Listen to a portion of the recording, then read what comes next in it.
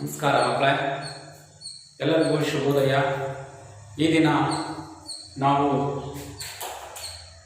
ಭಾರತದ ಪ್ರಾಚೀನ ನಾಗರಿಕತೆಗಳ ಒಂದು ಮುಂದುವರೆದ ಭಾಗ ತಿಳಿದುಕೊಳ್ಳುವುದಕ್ಕಿಂತ ಮುಂಚೆ ನಿನ್ನೆ ಭಾರತದ ಪ್ರಾಚೀನ ನಾಗರಿಕತೆಯಲ್ಲಿ ಆ ಪ್ರಾಚೀನ ನಾಗರಿಕತೆ ಬೆಳೆದು ಬಂದಂತಹ ಒಂದು ನಗರೀಕರಣ ಹಾಗೂ ಹರಪ್ಪ ನಾಗರಿಕತೆಯ ಒಂದು ವಿಶೇಷತೆ, ಮೆಸೊಪೊಟೇಮಿಯಾ ನಾಗರಿಕತೆಯ ಒಂದು ವಿಶೇಷತೆ, ನಗರ ಯೋಜನೆ, ಅವರ ಒಂದು ಸಾಮಾಜಿಕ ಜೀವನ, ಅರ್ಥವ್ಯವಸ್ಥೆ ಮತ್ತು ಆ ಹರಪ್ಪ ನಾಗರಿಕತೆಯ ಅವನತಿಯ ಬಗ್ಗೆ ನಾವು ನಿನ್ನೆ ಅವಧಿಯಲ್ಲಿ ತಿಳಿದುಕೊಂಡಿದ್ವಿ ಮಕ್ಕಳ. ಈ ದಿನ ನಾವು ತಿಳಿದುಕೊಳ್ತಕ್ಕಂಥದ್ದು ಏನಪ್ಪ ಅಂತಂದರೆ, ಮುಖ್ಯವಾಗಿ ಅಧ್ಯಯನ ಮಾಡತಕ್ಕಂಥ ಒಂದು ಫಲಿತಾಂಶಗಳಲ್ಲಿ ವೇದಗಳ ಒಂದು ಕಾಲ, ವೇದಗಳು 4, ಆಮೇಲೆ ಋಗ್ವೇದ ಕಾಲದಲ್ಲಿ ಯಾವ ರೀತಿಯಾಗಿರ್ತಕ್ಕಂತಹ ಸಾಮಾಜಿಕ ಜೀವನ, ಋಗ್ವೇದ ಕಾಲದ ಅರ್ಥವ್ಯವಸ್ಥೆಯ ಬಗ್ಗೆನ ನಾವು ಒಂದೊಂದಾಗಿ ತಿಳಿಯುತ್ತಾ ಹೋಗೋಣ ಮಕ್ಕಳ. ಸೊ ಮೊದಲನೇದಾಗಿ ವೇದಗಳ ಕಾಲ ಅಂತಕ್ಕಂಥದ್ದನ್ನು ನಾವು ನೋಡಿದಾಗ, ವೇದ ಎಂದರೆ ಜ್ಞಾನ ಎಂದು ಅರ್ಥ. ವೇದವೆಂದರೆ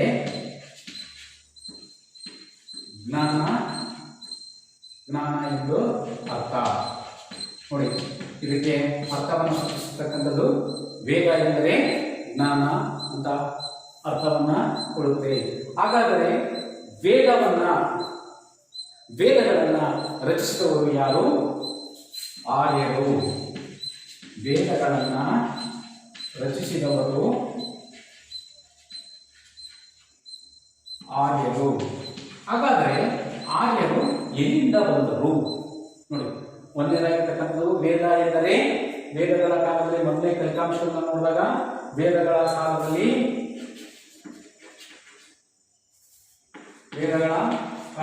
ನೋಡಿದಾಗ ವೇದ ಎಂದರೆ ಜ್ಞಾನ ಎಂದು ಅರ್ಥ. ಹಾಗಾದರೆ ವೇದಗಳನ್ನು ರಚಿಸಿರ್ತಕ್ಕಂಥವ್ರು ಯಾರು? ಆರ್ಯರು. ಆರ್ಯರು ಅಂತಕ್ಕಂಥವರು ಎಲ್ಲಿಂದ ಬಂದರು? ಆರ್ಯರು ದಕ್ಷಿಣ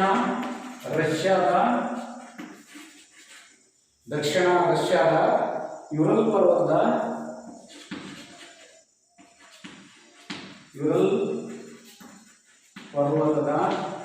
ಇಳಿಜಾರು ಕಣಿವೆಯ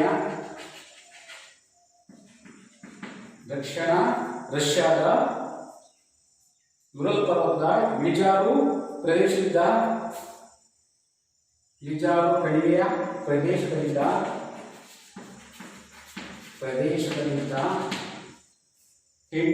ಆದಿ ಇಂಡೋ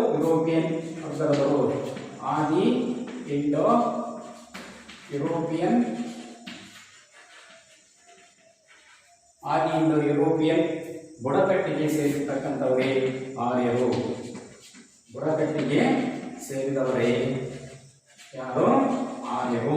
ನೋಡಿ, ಮೊದಲನೇದಾಗಿ ನಾವು ಏನನ್ನ ತಿಳಿದುಕೊಂಡ್ವಿ? ನಾವು ಹಿಂದೆ ಭಾರತ ಪ್ರಾಚೀನ ನಾಗರಿಕತೆಗಳಲ್ಲಿ ಹರಪ್ಪ ವೇದದ ಬಗ್ಗೆ ಒಂದು ವಿಶೇಷತೆಯನ್ನು ತಿಳಿದುಕೊಂಡ್ರೆ, ನಂತರ ಬರತಕ್ಕಂತಹ ಫಲಿತಾಂಶಗಳಲ್ಲಿ ನಾವು ವೇದಗಳ ಕಾಲ, ವೇದ ಎಂದರೆ ಜ್ಞಾನ ಎಂದು ಅರ್ಥ. ವೇದಗಳನ್ನು ರಚಿಸಿದವರು ಆರ್ಯರು. ಹಾಗಾದರೆ ಆರ್ಯರು ಅಂತಕ್ಕಂಥವ್ರು ಎಲ್ಲಿಂದ ಬಂದರು? ದಕ್ಷಿಣ ರಷ್ಯಾದ ಯುರಲ್ ಪರ್ವತದ ಇಳಿಜಾರು ಕಣಿವೆಯ ಪ್ರದೇಶದಲ್ಲಿದ್ದಂತಹ ಆದಿ ಇಂಡೋ ಯುರೋಪಿಯನ್ ಬುಡಕಟ್ಟಿಗೆ ಸೇರಿರ್ತಕ್ಕಂಥವರೇ ಯಾರು? ಆರ್ಯರು ಅಂತಕ್ಕಂಥದನ್ನ ಹೇಳ್ಬೋದು. ನೋಡಿ, ವೇದ ಎಂದರೆ ಜ್ಞಾನ ಎಂದು ಅರ್ಥ. ವೇದಗಳನ್ನು ರಚಿಸಿದವರು ಆರ್ಯರು. ಆರ್ಯರು ಎಲ್ಲಿಂದ ಬಂದರು? ಆರ್ಯರು ದಕ್ಷಿಣ ರಷ್ಯಾದ ಯುರಲ್ ಪರ್ವತದ ಇಳಿಜಾರು ಕಣಿವೆಯ ಪ್ರದೇಶದಲ್ಲಿದ್ದಾಗ ಆದಿ ಇಂಡೋ ಯುರೋಪಿಯನ್ ಬುಡಕಟ್ಟಿಗೆ ಸೇರಿದವರೇ ಆರ್ಯರು ಅಂತಕ್ಕಂಥದ್ದನ್ನ ನಾವು ಹೇಳುವುದು. ಇವರು ಎಲ್ಲಿಂದ ಎಲ್ಲಿಗೆ ಬರ್ತಾರೆ ಅಂತಕ್ಕಂಥದ್ದು ಮೊಟ್ಟ ಮೊದಲಾಗಿ ತಿಳಿಯೋಣ. ಇವರು ಮಧ್ಯ ಏಷ್ಯಾದಿಂದ ಇರಾನ್ ಪ್ರಸ್ಥಭೂಮಿಗೆ ಬಂದು ಅಲ್ಲಿಂದ ಎಲ್ಲಿ ಬರ್ತಾರೆ? ಪಂಜಾಬ್ ಪ್ರದೇಶಕ್ಕೆ ವಲಸೆ ಬಂದು ನೆಲೆಸಿದರೆಂದು ತಿಳಿಯಬಹುದು. ಇವರು ಮೊಟ್ಟ ಮೊದಲು ಎಲ್ಲಿಂದ ಬರ್ತಾರೆ? ರಷ್ಯಾದ ಯುರೋಪ್ ಪರ್ವತದಲ್ಲಿ ಬೆಳೆಸಿರ್ತಕ್ಕಂಥವರು ಮಧ್ಯ ಏಷ್ಯಾದಿಂದ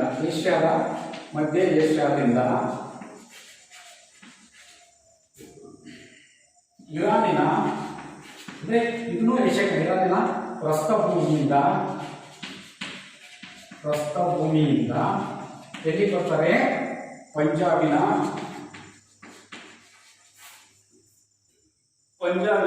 ಪ್ರದೇಶಕ್ಕೆ ಬಂದು ನೆಲೆಸ್ತಾರೆ. ಪಂಜಾಬಿನಲ್ಲಿ ಬಂದು ನೆಲೆಸ್ತಾರೆ ಭಾರತಕ್ಕೆ. ಒಂದೊಂದಾಗಿ ಮೊಟ್ಟಮೊದಲು ಈ ಒಂದು ಬುಡಕಟ್ಟು ಜನಾಂಗದವರು ಎಲ್ಲಿಂದ ಬರ್ತಾರೆ?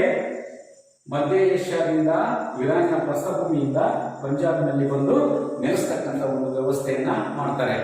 ಆರ್ಯರು ವೇದಗಳನ್ನ, ವೇದ ಎಂದರೆ ಜ್ಞಾನ ಎಂದು ಅರ್ಥ, ವೇದವನ್ನು ರಚಿಸಿದವರೇ ಆರ್ಯರು. ಹಾಗಾದ್ರೆ ಆರ್ಯರು ಎಲ್ಲಿಂದ ಬಂದರು? ದಕ್ಷಿಣ ರಷ್ಯಾದ ಯುರಲ್ ಪರ್ವತಕ್ಕೆ ಸೇರಿರ್ತಕ್ಕಂತಹ ಒಂದು ಇಳಿಜಾರು ಕಣಿವೆ ಪ್ರದೇಶದಿಂದಂತಹ ಆಗಿ ಇಂಡೋ ಯುರೋಪಿಯನ್ ಅಂತಕ್ಕಂಥ ಬುಡಕಟ್ಟಿಗೆ ಸೇರಿರ್ತಕ್ಕಂಥ ಜನರು ಇವರು ಮಧ್ಯ ಏಷ್ಯಾದಿಂದ ಇರಾನ್ ಪ್ರಸ್ಥಭೂಮಿಗೆ ಬಂದು ಅಲ್ಲಿಂದ ಪಂಜಾಬಿನಲ್ಲಿ ಬಂದು ನೆಲೆಸ್ತಾರೋ. ಭಾರತೀಯ ಒಂದು ಇದರ ಬಗ್ಗೆ ನಮಗೆ ಪಂಜಾಬ್ನಲ್ಲಿ ಬಂದು ನೆಲೆಸಿದ್ರು ಅಂತ ಅನ್ನೋದಕ್ಕೆ ನಮಗೆ ಏನು ಮಾಡ್ತಕ್ಕಂಥದ್ದು ಅಂದರೆ ಭಾರತೀಯ ವಿದ್ಯಾಭವನ ಪ್ರಕಟಿಸಿರ್ತಕ್ಕಂತಹ ಭಾರತೀಯ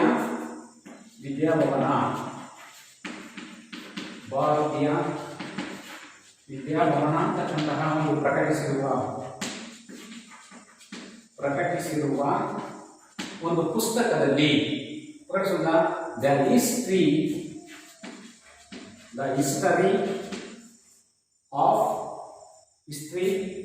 ಅಂಡ್ culture,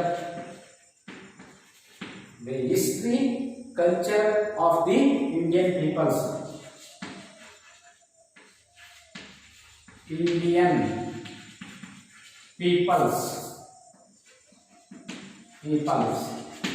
ಅಂತಕ್ಕಂಥ ಒಂದು ಪುಸ್ತಕದಲ್ಲಿ ನಮಗೆ ದೊರಕುತ್ತೆ. ಇದು ಆರ್ಯರು ಅಂತಕ್ಕಂಥವರು ದಕ್ಷಿಣ ರಷ್ಯಾದ ಯುರಲ್ ಪರ್ವತದ ಒಂದು ಕಣಿವೆಯಂತಹ ಜನರು. ಇವರು ಆದಿ ಯುರೋಪಿಯನ್ ಬುಡಕಟ್ಟಿಗೆ ಸೇರಿದ ಜನರು ಮೊದಲಿಗೆ ಮಧ್ಯ ಏಷ್ಯಾದಿಂದ ಇರಾನಿನ ಪ್ರಸ್ಥಭೂಮಿಗೆ ಬಂದು ಅಲ್ಲಿಂದ ಭಾರತದ ಪಂಜಾಬಿನಲ್ಲಿ ನೆಲೆಸಿರ್ತಕ್ಕಂಥದ್ದು ಒಂದು ಮಾಹಿತಿ ಅಂತಕ್ಕಂಥದ್ದು ಭಾರತೀಯ ವಿದ್ಯಾಭವನ ಪ್ರಕಟಿಸಿರುವ the history and culture of the Indian peoples ಅಂತಕ್ಕಂಥ ಒಂದು ಪುಸ್ತಕದಲ್ಲಿ ನಮಗೆ ದೊರಕುತ್ತದೆ. ಆನಂತರ ದಿನಗಳಲ್ಲಿ ಈ ಗುಂಪುಗಳು ಕಟ್ಟಿದ ಒಂದು ಸಂಸ್ಕೃತಿಯನ್ನ ವೇದಗಳ ಆಧಾರದ ಮೇಲೆ ಅರ್ಥ ಮಾಡಿದರು. ಅದನ್ನ ಏನಂತ ಕರಿತೀವಿ? ಈ ಒಂದು ಆರ್ಯರ ಕಟ್ಟಿದ ಗುಂಪುಗಳನ್ನ, ಆರ್ಯರು ಕಟ್ಟಿದ ಗುಂಪುಗಳನ್ನ ಏನಂತ ಕರಿತೀವಿ? ಆರ್ಯರು ಕಟ್ಟಿರ್ತಕ್ಕಂತಹ ಒಂದು ಗುಂಪುಗಳನ್ನ ಕಟ್ಟಿದ ಒಂದು ಸಂಸ್ಕೃತಿಯನ್ನ ಆರ್ಯರು ಕಟ್ಟಿರ್ತಕ್ಕಂಥ ಒಂದು ಸಂಸ್ಕೃತಿಯನ್ನ ಸಾಮಾನ್ಯವಾಗಿ ವೇದಗಳ ಆಧಾರದ ಮೇಲೆ ಇವರನ್ನ ವೈದಿಕ ಸಂಸ್ಕೃತಿ ಅಂತ ಹೇಳ್ಬಿಟ್ಟು ಕರಿತೀವಿ. ಆರ್ಯರು ಕಟ್ಟಿರ್ತಕ್ಕಂಥ ಒಂದು ಗುಂಪುಗಳ ಒಂದು ಸಂಸ್ಕೃತಿಯನ್ನ ಏನಂತ ಕರಿತೀವಿ? ಆರ್ಯರು ವೈದಿಕ ಸಂಸ್ಕೃತಿ ಅಂತ ಹೇಳ್ಬಿಟ್ಟು ಕರೀತಾರೆ. ವೈದಿಕ ಸಂಸ್ಕೃತಿ ಅಂತ ಹೇಳ್ಬಿಟ್ಟು ಕರೀತಕ್ಕಂಥದ್ದನ್ನು ನಾವು ಕಾಣಬಹುದು. ನೋಡಿ, ಮೊದಲನೇದಾಗಿ ನೋಡ್ರಿ, ಇವರು ಮಧ್ಯ ಏಷ್ಯಾದಿಂದ ಎಲ್ಲಿಗೆ ಬರ್ತಾರೆ? ಇರಾನಿಂದ ಆಫ್ಘಾನಿಸ್ತಾನಕ್ಕೆ ಬಂದು ಆಫ್ಘಾನಿಸ್ತಾನದಿಂದ ಪಂಜಾಬಿಗೆ ಬಂದು ನೆಲೆಸ್ತಾರೆ. ಇದನ್ನ ನಾವು ದಿ ವಿದ್ಯಾಭವನ ಅಂತಕ್ಕಂಥ ಒಂದು ಭಾರತದ ವಿದ್ಯಾಭವನ ಪ್ರಕಟಿಸಿರ್ತಕ್ಕಂತಹ the history and culture of the Indian peoples ಅಂತಕ್ಕಂಥ ಒಂದು ಪುಸ್ತಕದಲ್ಲಿ ಪ್ರಕಟಿಸಿರ್ತಕ್ಕಂಥ ನಾವು ಕಾಣಬಹುದು. ಪಂಜಾಬ್ಗೆ ಬಂದು ಇವರು ಕಟ್ಟಿದ ಒಂದು ಸಂಸ್ಕೃತಿಯನ್ನ ಆರ್ಯರ ಒಂದು ಆಧಾರದ ಮೇಲೆ ನಾವು ಅದನ್ನೇನು ಕರಿತೀವಿ? ವೈದಿಕ ಸಂಸ್ಕೃತಿ ಅಂತ ಹೇಳ್ಬಿಟ್ಟು ಕರಿತೀವಿ. ಈ ವೇದಗಳ ಕಾಲ ಅಂತಕ್ಕಂಥದ್ದು ಸಾಮಾನ್ಯ ಶಕ 1500ರಿಂದ ಸಾಮಾನ್ಯ ಶಕ 700ವರೆಗೂ ಈ ಒಂದು ಸಂಸ್ಕೃತಿಯನ್ನ ನಾವು ಕಾಣಬಹುದು. ಎಲ್ಲಿಂದ ಇಲ್ಲಿಯವರೆಗೆ? ಸಾಮಾನ್ಯ ಶಕಪೂರ್ವ 1500ರಿಂದ ಸಾಮಾನ್ಯ ಶಕ ಪೂರ್ವ 700ವರೆಗೆ ಈ ಒಂದು ವೈದಿಕ ಸಂಸ್ಕೃತಿಯನ್ನ ನಾವು ಕಾಣಬಹುದಾಗಿರ್ತಕ್ಕಂಥದ್ದು. ಈ ಒಂದು ನಡುವಿನ ಅವಧಿಯನ್ನು ಗುರುತಿಸಲಾಗಿದೆ. ಇದನ್ನ 2 ಭಾಗಗಳಾಗಿ ವಿಂಗಡಿಸಲಾಗಿದೆ. ಎರಡು ಭಾಗಗಳಾಗಿ ವಿಂಗಡಿಸ್ತಾರೆ. ಇದನ್ನ ಈ ಒಂದು ಸಾಮಾನ್ಯ ಶಕ ಪೂರ್ವದಿಂದ 1500ರಿಂದ ಸಾಮಾನ್ಯ ಶಕ ಪೂರ್ವ 700ರವರೆಗೆ ಇರ್ತಕ್ಕಂಥ ಒಂದು ಸಂಸ್ಕೃತಿಯನ್ನ ಇದನ್ನ ಎರಡು ಭಾಗಗಳಾಗಿ ವಿಂಗಡಿಸಲಾಗಿದೆ. ಎರಡು ಭಾಗಗಳಾಗಿ ವಿಂಗಡಿಸಲಾಗಿದೆ. ಅದರಲ್ಲಿ ಮೊದಲನೇದಾಗಿರ್ತಕ್ಕಂಥದ್ದು ಋಗ್ವೇದ ಅಂತಕ್ಕಂಥದ್ದು. ಇದು ಸಾಮಾನ್ಯ ಶಕ ಪೂರ್ವ 1500ರಿಂದ ಸಾಮಾನ್ಯ ಶಕ ಪೂರ್ವ 1000ರವರೆಗೆ. ಅದೇ ರೀತಿ ಎರಡನೇದು ಇದನ್ನು ಉತ್ತರ ಋಗ್ವೇದ ಕಾಲ ಅಥವಾ ನಂತರದ ವೈದಿಕ ಕಾಲ. ನಂತರದ ವೈದಿಕ ಕಾಲ ಇದನ್ನ ಎಲ್ಲಿಂದವರೆಗೆ ಸಾಮಾನ್ಯ ಶಕ ಪೂರ್ವ 1000ರಿಂದ ಸಾಮಾನ್ಯ ಶಕ ಪೂರ್ವ 700ರವರೆಗೆ ಹೋಗ್ತಕ್ಕಂಥ ಒಂದು ಕಾಲವನ್ನು ಎರಡು ಭಾಗಗಳಾಗಿ ಇರುತ್ತೆ. ನೋಡಿ, ವೇದಗಳ ಒಂದು ಕಾಲದಲ್ಲಿ ವೈದಿಕ ಸಂಸ್ಕೃತಿಯನ್ನ ನಾವು ಸಾಮಾನ್ಯ ಶಕ ಪೂರ್ವ 1500ರಿಂದ 700ರವರೆಗೆ ಕಾಣಬಹುದು. ಇದನ್ನ ಎರಡು ಭಾಗಗಳಾಗಿ ವಿಂಗಡಿಸಲಾಗಿದೆ. ಒಂದು ಋಗ್ವೇದ ಕಾಲ, ಒಂದು ಇತರ ನಂತರದ ವೈದಿಕ ಕಾಲ ಅಂತ ಹೇಳ್ಬಿಟ್ಟು ಕರೆದಿದ್ದಾರೆ. ಈ ಋಗ್ವೇದ ಕಾಲ ಸಾಮಾನ್ಯ ಶಕ ಪೂರ್ವ ವರ್ಷ 1500ರಿಂದ 1000ರವರೆಗೆ. ಅದೇ ರೀತಿ ನಂತರದ ವೈದಿಕ ಕಾಲ ಸಾಮಾನ್ಯ ಶಕ 1000ರಿಂದ 700ರವರೆಗೆಂದು ವಿಂಗಡಿಸಲಾಗಿದೆ.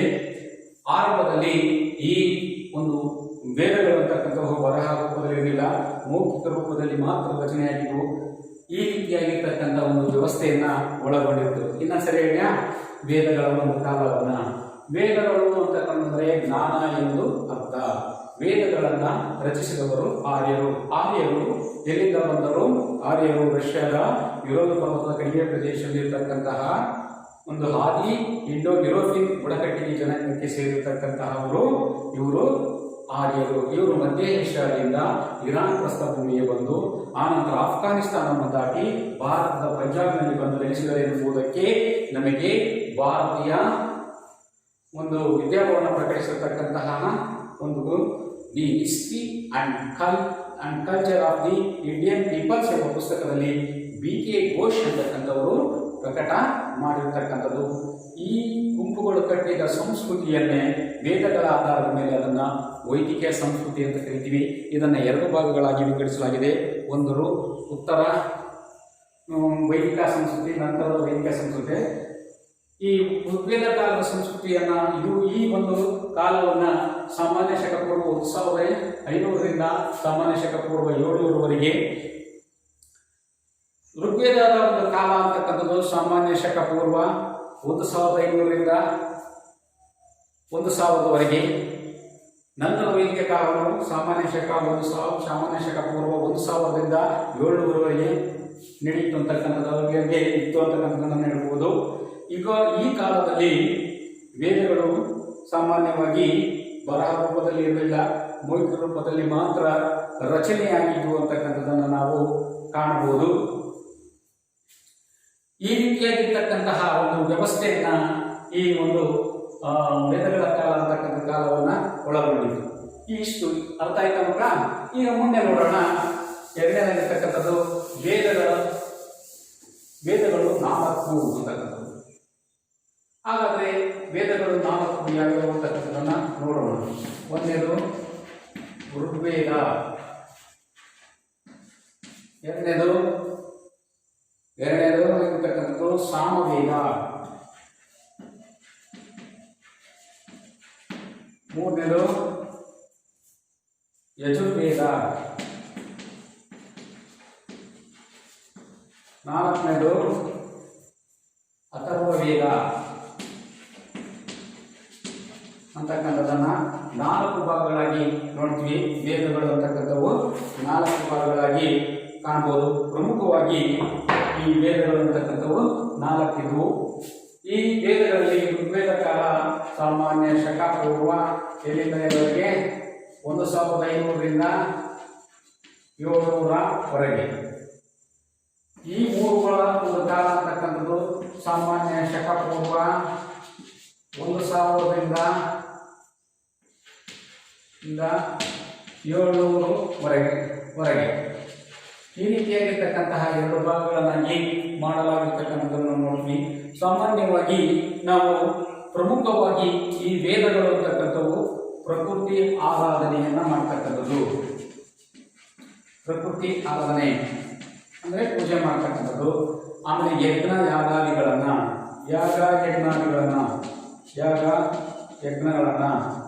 ಮಾಡ್ತಕ್ಕಂಥದ್ದು ಹಾಗೂ ಮಾಟ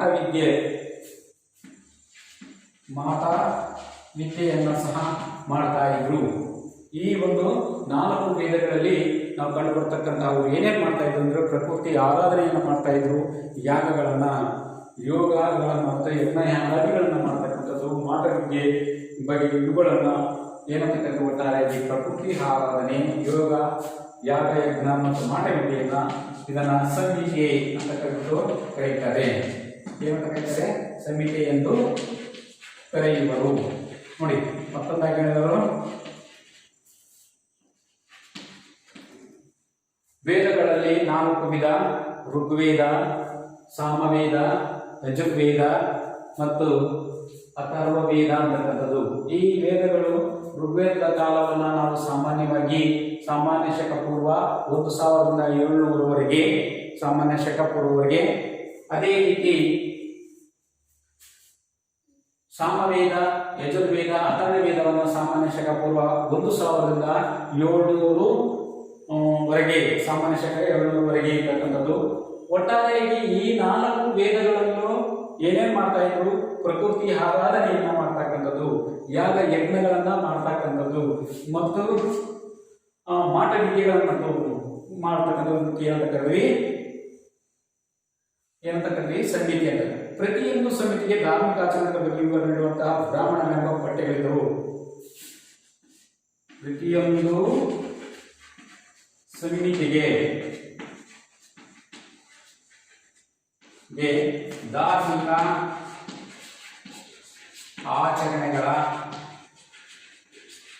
ಧಾರ್ಮಿಕ ಆಚರಣೆಗಳ ಬಗ್ಗೆ ವಿವರ ನೀಡುವಂತಹ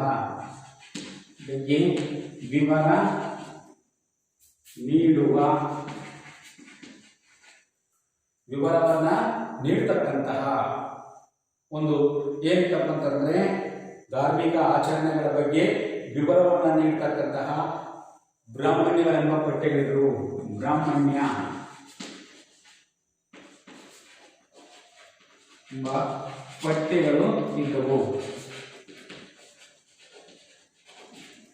ಬ್ರಾಹ್ಮಣ್ಯಗಳಂತಕ್ಕಂತಹ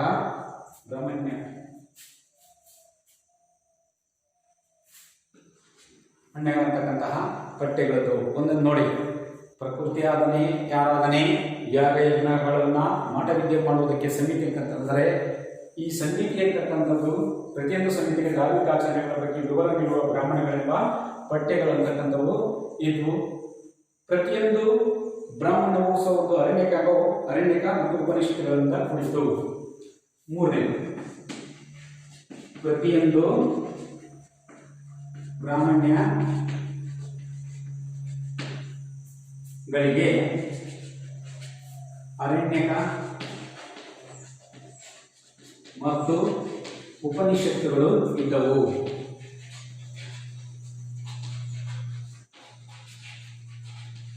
ಪ್ರತಿಯೊಂದು ಬ್ರಾಹ್ಮಣಗಳಿಗೆ ಅರಣ್ಯಕ ಮತ್ತು ಉಪನಿಷತ್ತುಗಳಿಂದ ಕೂಡಿದು. ಹಾಗಾದ್ರೆ ಅರಣ್ಯಕಗಳೇನೆಂದ್ರೆ ಋಷಿಗಳಿಗೆ ಅಗತ್ಯವಾದ ಅತೀಂದ್ರಿಯ ಉಪದೇಶಗಳು, ಋಷಿಗಳಿಗೆ ಬೇಕಾಗಿರ್ತಕ್ಕಂಥ ಋಗ್ವೇದ ಕಾಲದಲ್ಲಿ ಬೇಕಾಗಿರ್ತಕ್ಕಂತಹ ಅತೀಂದ್ರಿಯವಾಗಿರ್ತಕ್ಕಂತಹ ಅತಿ ಇಂದ್ರಿಯವಾಗಿರ್ತಕ್ಕಂತಹ ಒಂದು ಉಪದೇಶ ಅಂತಕ್ಕಂಥದ್ದು ಅರಣ್ಯಗಳಲ್ಲಿ ಇದ್ದವು. ಋಷಿಗಳಿಗೆ ಉಪನಿಷತ್ತುಗಳು ತತ್ವಜ್ಞಾನದ ಆಲೋಚನೆಯ ಒಂದು ಕೃತಿಗಳಾಗಿದ್ದವು. ಯಾವ ಉಪನಿಷತ್ತುಗಳಂತಕ್ಕಂಥವು ತತ್ವಜ್ಞಾನದ ಬಗ್ಗೆ ಮಾಹಿತಿಯನ್ನು ನೀಡತಕ್ಕಂತಹ, ಹೀಗೆ ಇವು ರೀತಿಯಾಗಿರ್ತಕ್ಕಂತಹ ಒಂದು ವಿಚಾರಗಳನ್ನು ಹೊಂದಿತು. ಮೊದಲೇನಾಗಿರ್ತಕ್ಕಂಥದ್ದು ಪ್ರಕೃತಿ ಆರಾಧನೆ ಮತ್ತು ಯಾಗಯಜ್ಞಗಳು ಮತ್ತು ಮಾಟ ವಿದ್ಯೆಯನ್ನ ಒಟ್ಟಾರೆಯಾಗಿ ಏನಂತ ಕರೆದರು? ಸಮಿತಿ ಎಂದು ಕರೆದರು. ಪ್ರತಿಯೊಂದು ಸಮಿತಿಗೂ ಧಾರ್ಮಿಕ ಆಚರಣೆಗಳ ಬಗ್ಗೆ ವಿವರಣೆ ನೀಡುವ ಬ್ರಾಹ್ಮಣಿಕೆಗಳೆಂಬ ಪಠ್ಯಗಳಿದ್ದವು. ಆ ಬ್ರಾಹ್ಮಣಿಕೆಗಳು ಅಂತಕ್ಕಂಥವು ಪ್ರತಿಯೊಂದು ಬ್ರಾಹ್ಮಣಿಕರಿಗೆ ಅರಣ್ಯಕ ಮತ್ತು ಉಪನಿಷತ್ತುಗಳು. ಅರಣ್ಯಕೆಗಳು ಅಂತಕ್ಕಂಥವು ಋಷಿಗಳಿಗೆ ಅತೀಂದ್ರಿಯಗಳ ಬಗ್ಗೆ ಮಾಹಿತಿ ನೀಡತಕ್ಕಂಥದ್ದಾದರೆ, ಉಪನಿಷತ್ತುಗಳು ತತ್ವಜ್ಞಾನದ ಒಂದು ಏನಾಗಿದ್ದು ತತ್ವಜ್ಞಾನ ಆಲೋಚನೆಯ ಒಂದು ಕೃತಿಗಳಾಗಿ ಹೊರಹೊಮ್ಮಿರ್ತಕ್ಕಂಥದ್ದನ್ನು ನಾವು ಕಾಣಬಹುದು. ಈ ರೀತಿಯಾಗಿರ್ತಕ್ಕಂಥ ಒಂದು ವಿಷಯವನ್ನ ಒಳಗೊಂಡಿರುತ್ತೆ ನೋಡಿ. ಒಂದೊಂದಾಗಿ ಫಸ್ಟ್ ವೇದಗಳ ಕಾಲದಲ್ಲಿ ಎಲ್ಲಿಂದ ಬಂದರು ಇವರು, ಅವರ ಕಾಲ ಎಲ್ಲಿವರೆಗೂ ಪ್ರಾರಂಭವಾಯಿತು, ಯಾವ ರೀತಿಯಾಗಿ ಬೆಳವಣಿಗೆಯನ್ನು ಬಂದು ಭಾರತಕ್ಕೆ ಅವರು ಪ್ರವೇಶ ಮಾಡಿದ್ರು. ಹಾಗಾದರೆ ಆ ಒಂದು ವೇದಗಳ ಒಂದು ಕಾಲಗಳನ್ನು 4 ಭಾಗಗಳಾಗಿ ವಿಂಗಡಿಸಲಾಯಿತು. ಆ 4 ಭಾಗಗಳಲ್ಲಿ ಋಗ್ವೇದ, ಸಾಮವೇದ, ಯಜುರ್ವೇದ ಮತ್ತು ಅಥರ್ವವೇದ ಅಂತಕ್ಕಂಥದ್ದು. ಈ ಒಂದು ಕಾಲಗಳನ್ನು ವಿಂಗಡಣೆ ಮಾಡಿ ಯಾವ ಒಂದು ಕಾಲದವರೆಗೆ ಇತ್ತು ಅಂತಕ್ಕಂಥದ್ದನ್ನು ನೋಡಲಾಯಿತು. ಆ ಥರ ಈ ವೇದಗಳು ಅಂತಕ್ಕಂಥವು ಪ್ರಕೃತಿ ಆರಾಧನೆ, ಯಜ್ಞಯಾಗ ಮತ್ತು ಮಾಟವಿದ್ಯೆಗಳನ್ನು ಸಂಹಿತೆ ಅಂತ ಕರೆದರೆ, ಪ್ರತಿಯೊಂದು ಸಂಹಿತೆಗೂ ಧಾರ್ಮಿಕ ಆಚರಣೆಗಳನ್ನು ವಿವರಣೆ ನೀಡತಕ್ಕಂಥ ಬ್ರಾಹ್ಮಣಿಕೆಗಳಂತಕ್ಕಂಥ ಪಠ್ಯಗಳಿದ್ವು. ಪ್ರತಿಯೊಂದು ಬ್ರಾಹ್ಮಣಿಕೆಗಳಿಗೆ ಅರಣ್ಯಕ ಮತ್ತು ಉಪನಿಷತ್ತುಗಳಿದ್ದವು. ಅರಣ್ಯಕಗಳು ಅಂತಕ್ಕಂಥವು ಇಂದ್ರಿಯಗಳಿಗೆ ಋಷಿಗಳಿಗೆ ಇಂದ್ರಿಯಗಳಿಗೆ ಸಂಬಂಧಿಸಿದ ಮಾಹಿತಿಯನ್ನು ನೀಡಿದರೆ, ಉಪನಿಷತ್ತುಗಳು ತತ್ವಜ್ಞಾನದ ಬಗ್ಗೆ ಆಲೋಚನೆಯ ಒಂದು ಕೃತಿಯನ್ನ ಆಗಿರುವಂತಕ್ಕಂಥದ್ದು ಕಾಣಬಹುದು. ಹೀಗೆ ವೇದ ಕಾಲದ ಭಾರತೀಯರಿಗೆ ಬೌದ್ಧಿಕ ಒಂದು ಪ್ರಬುದ್ಧತೆಗೆ, ಜ್ಞಾನದ ಒಂದು ಬೆಳವಣಿಗೆಗೆ ಈ ಉಪನಿಷತ್ತುಗಳು ಅಂತಕ್ಕಂಥವು ಪ್ರಮುಖವಾಗಿರ್ತಕ್ಕಂಥ ಕಾರಣವಾಗಿರ್ತಕ್ಕಂಥದ್ದನ್ನು ನಾವು ನೋಡಬಹುದು. ಇಷ್ಟು ಇದರ ಬಗ್ಗೆ ನಾವು ಈಗ ಒಂದೊಂದಾಗಿ ಋಗ್ವೇದ ಕಾಲವನ್ನ ನಾವು ನೋಡೋಣ. ಋಗ್ವೇದ ಕಾಲ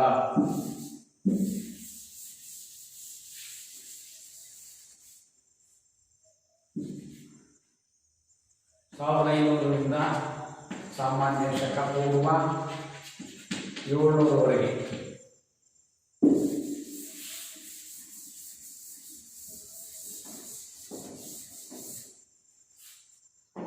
ಏನೇನು ನಡೀತದೆ ಅಂತಕ್ಕಂಥ ಋಗ್ವೇದ ಕಾಲದಲ್ಲಿ ನಾವು ನೋಡ್ತಕ್ಕಂಥದ್ದು.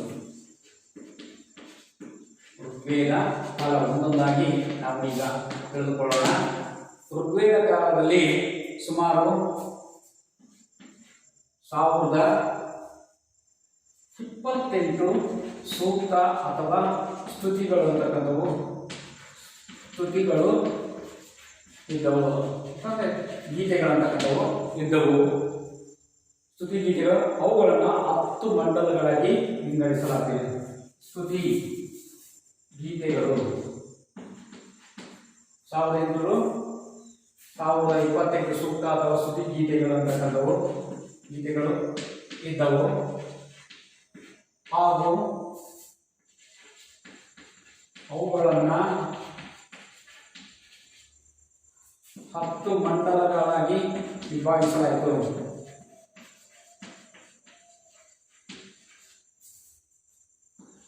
ವಿಭಾಗಿಸಲಾಯಿತು 10 ಮಂಡಲಗಳಾಗಿ ವಿಭಾಗಿಸಲಾಯಿತು. ಇವೆಲ್ಲವೂ ಒಂದೇ ಕಾಲಕ್ಕೆ ರಚನೆ ಆಗಿರಲಿಲ್ಲ, ಕಾಲಕ್ಕೆ ಸಂಬಂಧಪಟ್ಟ ಹಾಗೆ ರಚನೆಗಳು. ಋಗ್ವೇದಲ್ಲೇ ಪ್ರಾರಂಭಿಕ ಪಠ್ಯ ಮತ್ತು ಅಂತಿಮ ಪಠ್ಯ ಜೋಡಣೆಯ ನಡುವೆ ಸುಮಾರು 500 ವರ್ಷಗಳ ದೀರ್ಘ. ಮೊದಲ ಹಂತದ ಒಂದು ಪಠ್ಯ ಋಗ್ವೇದ ಕಾಲದಲ್ಲಿ ಮತ್ತು ಪ್ರಾರಂಭ ಮತ್ತು ಅಂತ್ಯದವಾಗಿರ್ತಕ್ಕಂತಹ ಒಂದು ಪಠ್ಯ ಜೋಡಣೆಯನ್ನು 500 ವರ್ಷಗಳ ದೀರ್ಘ ಇತ್ತು. ಋಗ್ವೇದದ ಕಾಲದ ಭಾಷೆ ಅಂತಕ್ಕಂಥದ್ದು ಇಂಡೋ ಯುರೋಪಿಯನ್ ಭಾಷಾ. ಋಗ್ವೇದ ಕಾಲದ ಭಾಷೆ ಇಂಡೋ ಯುರೋಪಿಯನ್. 1028 ಸೂಕ್ತಗಳು ಅಥವಾ ಸ್ತುತಿಗೀತೆಗಳನ್ನು ರಚನೆ ಅವುಗಳನ್ನು 10 ಮಂಡಲಗಳಾಗಿ ರಚಿಸಲಾಯಿತು. ಪ್ರಾರಂಭಿಕವಾಗಿರ್ತಕ್ಕಂಥ ಪಠ್ಯಗಳು ಮತ್ತು ಅಂತಿಮ ಪಠ್ಯಗಳಿಗೆ ಜೋಡಣೆಗೆ ಸುಮಾರು 500 ವರ್ಷಗಳ ಕಾಲವನ್ನು ತೆಗೆದುಕೊಂಡಿತು. ಋಗ್ವೇದ ಭಾಷೆ ಇಂಡೋ ಯುರೋಪಿಯನ್ ಭಾಷಾ ಅಂತಕ್ಕಂಥದ್ದು ಋಗ್ವೇದ ಒಂದು ಕಾಲದಲ್ಲಿ ಇಂಡೋ ಯುರೋಪಿಯನ್. ಹಾಗಾದರೆ ಇದರ ಎಲ್ಲಿವರೆಗೂ ಹರಡಿಕೊಂಡಿತು ಋಗ್ವೇದ ಕಾಲದ ಅಂತಕ್ಕಂಥದ್ದು, ಅದರ ಒಂದು ವಿಭಾಗ ಅಥವಾ ಅದರ ಒಂದು ಪ್ರದೇಶ ವಿಸ್ತಾರ ಎಲ್ಲಿವರೆಗೂ ಹರಡಿಕೊಂಡಿತು ಅಂತಕ್ಕಂಥ ನೋಡಿದಾಗ ಸಾಮಾನ್ಯವಾಗಿ ನಾವು ಆಫ್ಘಾನಿಸ್ತಾನದ ಹಿಂದೂ ಕುಶ್ ಪರ್ವತದಿಂದ ಅಫ್ಘಾನಿಸ್ತಾನದ ಹಿಂದೂ ಕುಶ್ ಪರ್ವತದಿಂದ ಕುಶ್ ಪರ್ವತದಿಂದ ಗಂಗಾ ಯಮುನಾ ದೋಹವರೆಗೆ, ಗಂಗಾ ಯಮುನಾ ದೋಹವ್ ಅಂತಕ್ಕಂತಹ ಪ್ರದೇಶದವರೆಗೂ ವಿಸ್ತಾರವಾಗಿರ್ತಕ್ಕಂಥದ್ದನ್ನು ನಾವು ಹೇಳಬಹುದು. ಕಾಶ್ಮೀರದ ಸಿಂಧೂ ಗಡಿಯವರೆಗೂ ಸಹ ಹರಡಿಕೊಂಡಿತು. ಕಾಶ್ಮೀರದ ಸಿಂಧೂ ಗಡಿಯವರೆಗೂ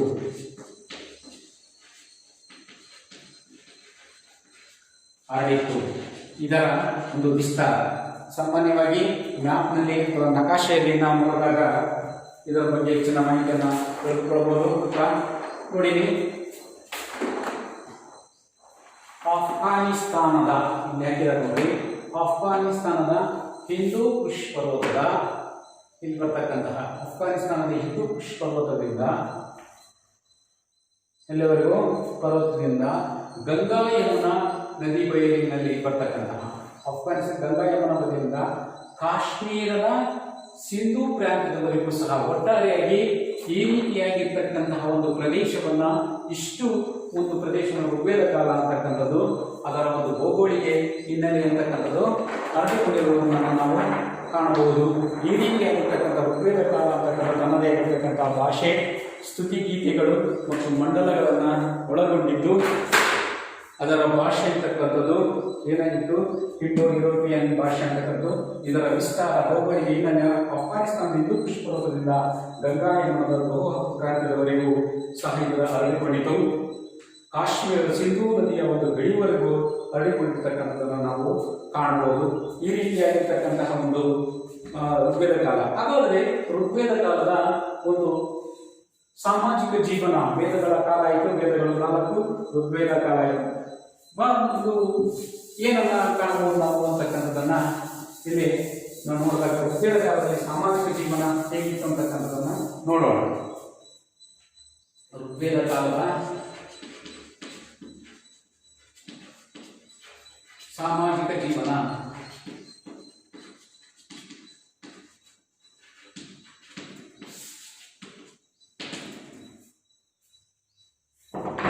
ಋಗ್ವೇದ ಕಾಲದ ಸಾಮಾಜಿಕ ಜೀವನ ಹೇಗಿತ್ತಪ್ಪ ಅಂತಕ್ಕಂಥದ್ದು ನಾವು ನೋಡಿದಾಗ ಸಾಮಾನ್ಯವಾಗಿ ಸಮಾಜದಲ್ಲಿ ಶ್ರೀಮಂತರು, ಪುರೋಹಿತರು ಮತ್ತು ಸಾಮಾನ್ಯ ಜನರು ಅಂತಕ್ಕಂಥವರು ಇದ್ದರು. ಋಗ್ವೇದ ಕಾಲದ ಸಮಾಜದಲ್ಲಿ ಶ್ರೀಮಂತರು ಮತ್ತು ಪುರೋಹಿತರು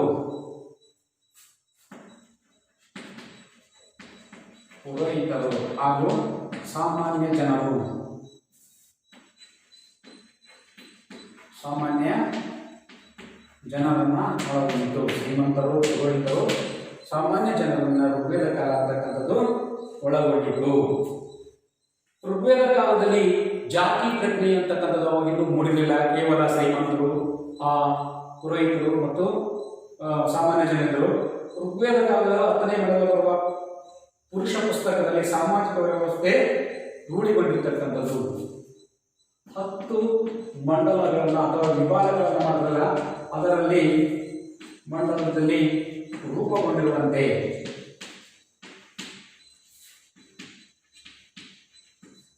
10 ಮಂಡಲಗಳಲ್ಲಿ ರೂಪುಗೊಂಡಿರುವಂತೆ ಇದರ ಪ್ರಕಾರಗಳನ್ನು ಏನನ್ನ ಮಾಡಿದರೆ, ದೇವತೆಗಳು ಸೃಷ್ಟಿಸಿದ ಆದಿಪುರುಷನ ಬಾಯಿಯೇ ಬ್ರಾಹ್ಮಣರು. ಹಾಗಾದರೆ ಮೊದಲು ಜಾತಿ ವ್ಯವಸ್ಥೆಯಲ್ಲಿ ಕೇವಲ ಏನಿತ್ತು, ಶ್ರೀಮಂತರು, ಪುರೋಹಿತರು, ಸಾಮಾನ್ಯ ಜನರು ಅಂತ ಕಥೆ. ಆದರೆ ಈ ಒಂದು 10 ಮಂಡಲಗಳು ರೂಪುಗೊಂಡಿರುವಂತೆ ಪ್ರಸ್ತಾಪಿಸಿರುವಂತೆ ವಿಭಾಗಗಳಿರುವಂತೆ ಋಗ್ವೇದ ಕಾಲದಲ್ಲಿ ಜಾತಿ ವ್ಯವಸ್ಥೆ ಅಂತಕ್ಕಂಥದ್ದು. ಹಾಗಾದರೆ ಯಾವ ರೀತಿ ಅದನ್ನ ತಿಳಿದುಕೊಳ್ತಾ ಇದ್ದು ಅಂತಕ್ಕಂಥದ್ದನ್ನು ನೋಡಿದಾಗ, ದೇವತೆಗಳು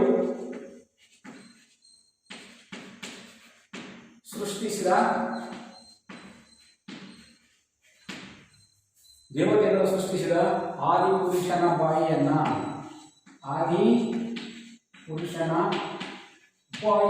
ಏನಂತ ಕರೆದು ಬ್ರಾಹ್ಮಣರು ಅಂತ ಕರೆದು, ಏನಂತ ಕರೆದು ಬ್ರಾಹ್ಮಣರು ಆದರು. ಎರಡನೇದಾಗಿರ್ತಕ್ಕಂಥದ್ದು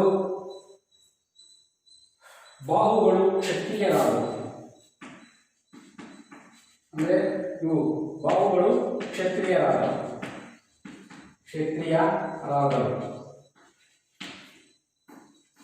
ತೊಡೆಗಳು ವೈಶ್ಯರಾದರು.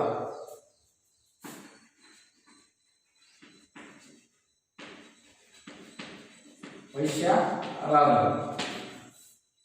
ನಂತರ ಈ ಮೂಲಕ ಜಾತಿಗೆ ಸೃಷ್ಟಿಗೆ ದೈಹಿಕ ಮತ್ತು ಪುರಾತನ ಹಿನ್ನೆಲೆಯಲ್ಲಿ ಒದಗಿಸುವ ಪ್ರಯತ್ನವನ್ನ ಮತ್ತು ಹಾಗಾದರೆ ನಾಲ್ಕನೇದಾಗಿ ಪಾದಗಳು ಅಂತಕ್ಕಂಥವು ಏನಾದರೂ ಶೂದ್ರರಾದಂತಕ್ಕಂಥವು ಆದವು.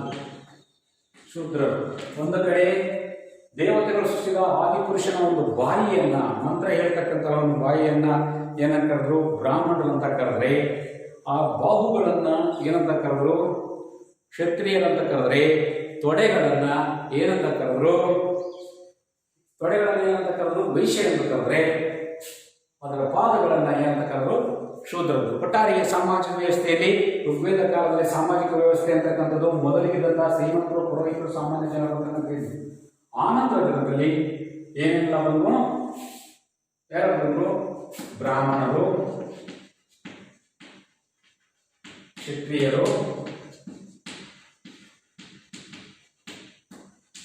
ವೈಶ್ಯರು ಮತ್ತು ನಾಲ್ಕನೇದಾಗಿ ಶೂದ್ರರು ಅಂತಕ್ಕಂಥವರು ಬೆಳವಣಿಗೆಗೆ ಒಟ್ಟಾರೆಯಾಗಿ ಬೆಳವಣಿಗೆ ಬಂದಿರತಕ್ಕಂಥದ್ದನ್ನು ಕಾಣಬಹುದು. ಮೊದಲಿಗಿದ್ದಂಥವರು ಶ್ರೀಮಂತರು, ಪುರೋಹಿತರು ಮತ್ತು ಸಾಮಾನ್ಯ ಜನರು. ಆದರೆ 10 ಮಂಡಲಗಳಲ್ಲಿ ಏನು 128 ಸ್ತುತಿಗೀತೆಗಳು ಮತ್ತು 10 ಬಣ್ಣ ವಿಭಾಗಗಳನ್ನಾಗಿ ಮಾಡಲಾಗಿತ್ತು, ಅವುಗಳ ಜೊತೆಯಲ್ಲಿ ಮೂಡಿ ಬಂದಿರತಕ್ಕಂತಹ 10 ಮಂಡಲಗಳಲ್ಲಿ ರೂಪುಗೊಂಡಿರ್ತಕ್ಕಂತೆ ಸೃಷ್ಟಿಸಿದಂತೆ ದೇವತೆಗಳು ಸೃಷ್ಟಿಸಿದ ಬಾಯಿಯನ್ನು ನಾವು ಏನಂತ ಕರಿತೀವಿ ಬ್ರಾಹ್ಮಣರು ಅಂತ ಕರೆದ್ರೆ, ಬಾಹುಗಳನ್ನು ನಾವು ಕ್ಷತ್ರಿಯ ಅಂತ ಕರೆದ್ರೆ, ತೊಡೆಗಳನ್ನು ವೈಶ್ಯರಂತ ಕರೆದ್ರೆ, ಪಾದಗಳನ್ನು ಶೂದ್ರರೆಂದು ಕರೆಯಲಾಯಿತು. ಈ ರೀತಿಯಾಗಿ ಸಾಮಾಜಿಕ ವ್ಯವಸ್ಥೆಯಲ್ಲಿ ಬೆಳವಣಿಗೆಗೆ ಕಂಡುಬಂದಿತು. ವೇದಗಳ ಕಾಲದಲ್ಲಿ ವರ್ಣ ಅಂತಕ್ಕಂತಹ ಒಂದು ವರ್ಣ ಅಂತಕ್ಕಂಥಂದ್ರೆ ಬಣ್ಣ ಅಂತಕ್ಕಂಥದ್ದು ಅಥವಾ ಜಾತಿ ವ್ಯವಸ್ಥೆ ಅಂತಕ್ಕಂಥದ್ದು ಇರಲಿಲ್ಲ. ಆದರೆ 10 ಮಂಡಲಗಳ ಮೂಲಕ ಮಾತ್ರ 4 ಇರ್ತಕ್ಕಂಥ ಕಾಣಬಹುದು. ಮೊದಲ 3 ವರ್ಣಗಳು ಏನೇನು ಮಾಡ್ತಾ ಇದ್ರು ಅಂದರೆ, ಪುರೋಹಿತರು ಮತ್ತು ವ್ಯಾಪಾರ ವೃತ್ತಿಗಳನ್ನು ಮಾಡ್ತಿದ್ರು, ಆಸ್ತಿ ಹಕ್ಕುಗಳನ್ನು ಸಹ ಹೊಂದಿದ್ರು. ಮೊದಲ 3 ಆವೃತ್ತಿಗಳು ಅಂತಂದ್ರೆ ಸಾಮಾನ್ಯವಾಗಿ ಬ್ರಾಹ್ಮಣರು, ಕ್ಷತ್ರಿಯರು, ವೈಶ್ಯರು ಅಂತಕ್ಕಂಥವರು ಎಲ್ಲ ಮಾಡ್ತಾ ಇದ್ರು, ವ್ಯಾಪಾರ ವೃತ್ತಿಗಳನ್ನ ಮಾಡ್ತಾ ಇದ್ರು ಮತ್ತು ಆಸ್ತಿ ಹಕ್ಕುಗಳನ್ನ ಹೊಂದಿದ್ರು. ಹಾಗಾದರೆ ಕೊನೆಯ ವರ್ಗ ಯಾವುದು? ಕೊನೆಯದಾಗಿ ಬರತಕ್ಕಂಥದ್ದು ಶೂದ್ರ ವರ್ಗರು. ಈ ಒಂದು ಸ್ಥಳೀಯ ಬುಡಕಟ್ಟಿಗಳಿಂದ ದಾಸಿ ಮತ್ತು ದಾಸ್ಯರಾಗಿದ್ರು. ನೋಡಿ ಮುಂದೆ ಹೋಗೋಣ. ಸೊ ಇಷ್ಟ ಅರ್ಥ ಆಯ್ತಾ? ನೋಡಿ,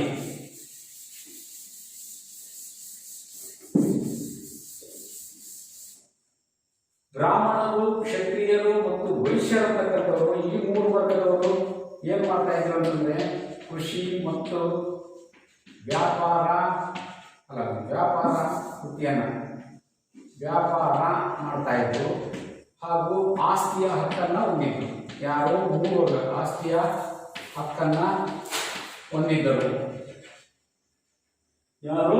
ಕೊನೆಯದಾಗಿರ್ತಕ್ಕಂತಹ ಒಂದು 3 ವರ್ಗಗಳು ಅಂತಕ್ಕಂಥವು ಹೊಂದಿದ್ದರು.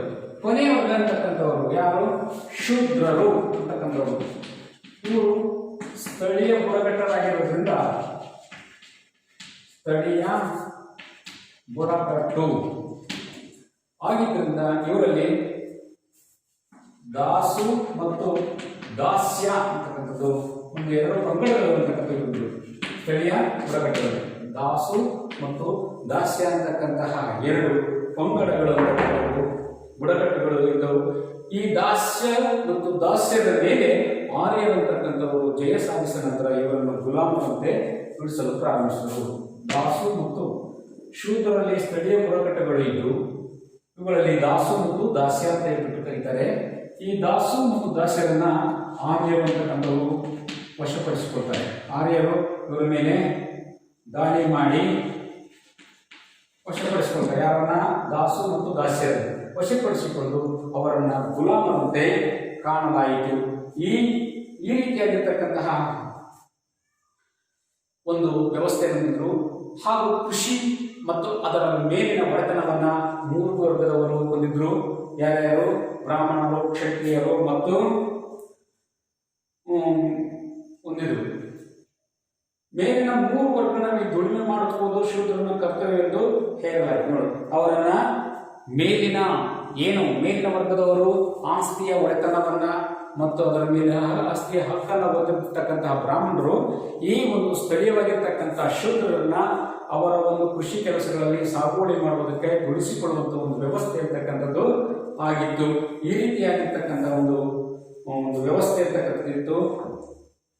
ಹಾಗೂ ಪಿತೃಪ್ರಧಾನ ಕುಟುಂಬ ಮುಖ್ಯವಾದ ಸಾಮಾಜಿಕ ಒಂದು ಘಟಕವಾಗಿತ್ತು. ಇಷ್ಟು ಸಾಮಾಜಿಕ ವ್ಯವಸ್ಥೆಯಲ್ಲಿ ನಾವು ನೋಡೋಣ. ಇನ್ನೊಂದ್ಸರಿ ನೋಡಿ, ಋಗ್ವೇದ ಕಾಲದಲ್ಲಿ ಸಾಮಾಜಿಕ ವ್ಯವಸ್ಥೆಯಲ್ಲಿ ಮೊದಲಿಗಿದ್ದಂತಹ ಸಾಮಾಜಿಕ ವ್ಯವಸ್ಥೆ ಇರ್ತಕ್ಕಂಥದ್ದು ಯಾವುದಾಗಿತ್ತಪ್ಪ ಅಂತಂದ್ರೆ ಶ್ರೀಮಂತರು, ಪುರೋಹಿತರು ಮತ್ತು ಸಾಮಾನ್ಯ ಜನರನ್ನ ಒಳಗೊಂಡಿತ್ತು.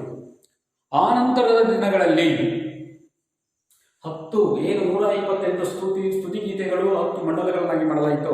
10 ಮಂಡಲಗಳಲ್ಲಿ ರೂಪುಗೊಂಡಿರುವಂತೆ ಜಾತಿಯನ್ನ ನಾವು ದೇವರ ಸೃಷ್ಟಿಸಿರ್ತಕ್ಕಂತಹ ಒಂದು ಬಾಯಿಯನ್ನ ಬ್ರಾಹ್ಮಣರು ಕರೆದ್ರೆ, ಬಾಹುಗಳನ್ನ ಕ್ಷತ್ರಿಯರಂತ ಕರೆದ್ರೆ, ಅವು ತೊಡೆಗಳನ್ನ ವೈಶ್ಯರಂತ ಕರೆದ್ರೆ, ಪಾದಗಳನ್ನ ಶೂದ್ರರೆಂದು ಕರೆಯಲಾಯಿತು. ಈ ರೀತಿಯಾಗಿರ್ತಕ್ಕಂತಹ ಒಂದು 3 ವರ್ಗಗಳು ಅಂತಕ್ಕಂಥವರು ಆಸ್ತಿಯ ಹಕ್ಕನ್ನ ಮತ್ತು ಭೂಮಿಯ ಹೊಡೆತದ ಹಕ್ಕನ್ನ ಮತ್ತು ತಮಗೆ ಬೇಕಾದ ರೀತಿಯಲ್ಲಿ ಮೇಲ್ಪಥದಲ್ಲಿ ಬರ್ತಕ್ಕಂತಹ ಒಂದು ವ್ಯವಸ್ಥೆಯನ್ನ ಈ 3 ಜಾತಿಗಳು ಹೊಂದಿದ್ದರೆ, ಶೂದ್ರರಂತಕ್ಕಂಥವರು ತಮ್ಮದೇ ಆಗಿರ್ತಕ್ಕಂಥ ಬುಡಕಟ್ಟುಗಳಿದ್ದು ದಾಸು ಮತ್ತು ದಾಸ್ಯ ಅಂತಕ್ಕಂಥ ಈ ದಾಸು ಮತ್ತು ದಾಸ್ಯ ಬುಡಕಟ್ಟರ ಜನಾಂಗದವರನ್ನ ಆರ್ಯರು ಸೋಲಿಸುವುದರ ಮೂಲಕ ಅವರನ್ನ ಗುಲಾಮರಾಗಿ ನಡೆಸಿಕೊಳ್ತಾರೆ. ಹಾಗೂ ಮೇಲಿನ 3 ವರ್ಗದವರು ಬ್ರಾಹ್ಮಣರಾಗಿರ್ಬೋದು, ಕ್ಷತ್ರಿಯರಾಗಿರ್ಬೋದು, ಮತ್ತು ವೈಶ್ಯರು ಅಂತಕ್ಕಂಥವ್ರು ಈ 3 ವರ್ಗಗಳನ್ನು ದುಡಿಸಿಕೊಳ್ಳತಕ್ಕಂಥದ್ದು, ಅವರನ್ನು ಗುಲಾಮರಂತೆ ಕಾಳ್ತಕ್ಕಂಥದ್ದು ಅವರ ಕರ್ತವ್ಯವಾಗಿತ್ತಂಥದ್ದು ವಿಚಾರವನ್ನ ತಿಳಿಯಲಾಗಿತ್ತು. ಅಷ್ಟೇ ಅಲ್ಲ, ಇರತಕ್ಕಂಥದ್ದು ಪಿತೃಪ್ರಧಾನ ಕುಟುಂಬ ಅಂದರೆ ತಂದೆಯೇ ಕುಟುಂಬದ ಮುಖ್ಯಸ್ಥ ಅಂತಕ್ಕಂಥ ಒಂದು ವ್ಯವಸ್ಥೆ ಅಂತಕ್ಕಂಥ ಆಗಿನ ಕಾಲದಲ್ಲಿ ಇತ್ತು ಅಂತಕ್ಕಂಥದ್ದನ್ನು ನಾವು ನೋಡ್ಬೋದು. ಇಷ್ಟು ಅವರ ಒಂದು ಸಾಮಾಜಿಕ ಜೀವನಕ್ಕೆ ಸಂಬಂಧಿಸಿದ ಹಾಗೆ. ನೆಕ್ಸ್ಟ್ ನೋಡ್ತಕ್ಕಂಥದ್ದು ನಮ್ಮ ಕಲಿಕಾಂಶಗಳಲ್ಲಿ ನೋಡ್ತಕ್ಕಂಥದ್ದು ಅರ್ಥವ್ಯವಸ್ಥೆ. ಈ ಅರ್ಥವ್ಯವಸ್ಥೆ ಅಂತಕ್ಕಂಥದ್ದು ಏನನ್ನ ಒಳಗೊಂಡಿತ್ತು ಅಂತಕ್ಕಂಥದ್ದನ್ನು ನೋಡಿದಾಗ ಸಾಮಾನ್ಯವಾಗಿ ಅರ್ಥವ್ಯವಸ್ಥೆ ಋಗ್ವೇದ ಕಾಲದ ಅರ್ಥವ್ಯವಸ್ಥೆ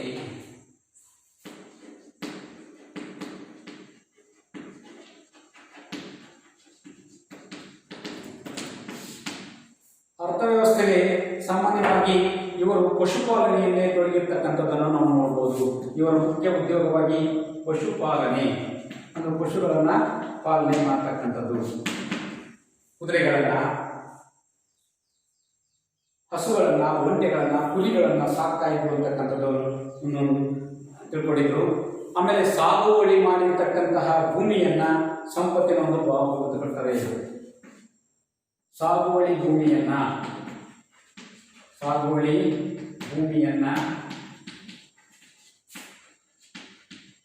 ಸಂಪತ್ತಿನ ಒಂದು ಭಾಗ ಅಂತ ಹೇಳ್ಬಿಟ್ಟು ಹೇಳಿದ್ರು. ಕುದುರೆಗಳನ್ನ, ಒಂಟೆಗಳನ್ನ ಮತ್ತು ಹಸುಗಳನ್ನ, ಕುರಿಗಳನ್ನ ಸಾಕ್ತಾ ಇದ್ರು. ಕೃಷಿ ಅಂತಕ್ಕಂಥದ್ದು ಇವರ ಪ್ರಮುಖ ಕಸುವಾಗಿತ್ತು. ಕೃಷಿ ಪ್ರಮುಖವಾಗಿರ್ತಕ್ಕಂತಹ ಕಸುಬು. ಕೃಷಿ ಅಂತಕ್ಕಂಥದ್ದು ಇವರ ಪ್ರಮುಖ. ಆಮೇಲೆ ಭೂಮಿಯನ್ನು ವಶಪಡಿಸಿಕೊಳ್ಳಬಹುದಾಗಿತ್ತು ಮತ್ತು ಅದರ ಹೊಡೆತನ ಮಾಡಿಕೊಳ್ಳತಕ್ಕಂಥ ಒಂದು ವ್ಯವಸ್ಥೆ ಈ 3 ವರ್ಗದಲ್ಲಿ ಇತ್ತು. ಬ್ರಾಹ್ಮಣರಲ್ಲಿ, ಕ್ಷತ್ರಿಯರಲ್ಲಿ ಮತ್ತು ವೈಶ್ಯರಲ್ಲಿ ಅಂತಕ್ಕಂಥದ್ದನ್ನು ನಾವು ಕಾಣಬಹುದು. ಭೂಮಿಯನ್ನು ಉಳುಮೆ ಮಾಡಲು, ನೀರೆತ್ತಲು, ಬಂಡಿಗಳನ್ನು ನಡೆಸಲು ಮತ್ತು ವ್ಯವಸಾಯ ವಿಸ್ತರಣೆಗೆ ಪಶುಗಳನ್ನು ಎದುರು ಬಳಸ್ತಾ ಇದ್ರು. ಅಥವಾ ಇವರು ಪಶುಪಾಲನೆ ಅಂತಕ್ಕಂಥದ್ದು ಪ್ರಮುಖವಾಗಿರ್ತಕ್ಕಂಥ ಉದ್ಯೋಗವಾಗಿದ್ದು, ಭೂಮಿಯನ್ನು ಉಳುಮೆ ಮಾಡುವುದಕ್ಕಾಗಿ ಹಸುಗಳನ್ನು ಬಳಸ್ತಾ ಇದ್ರೆ, ನೀರೆತ್ತುವುದಕ್ಕೆ ಬಂಡಿ ಎತ್ತಲು ಸಹ ಹಸುಗಳನ್ನು ಬಳಸ್ತಾ ಇದ್ರು. ಮತ್ತು ವ್ಯವಸಾಯ ವಿಸ್ತರಣೆಗೆ ಹೆಚ್ಚಾಗಿ ಹಸುಗಳನ್ನೇ ಮತ್ತು ಒಂಟೆಗಳನ್ನು, ಕುದುರೆಗಳನ್ನ ಬಳಸ್ತಾ ಇದ್ರು ಅಂತಕ್ಕಂಥದ್ದು.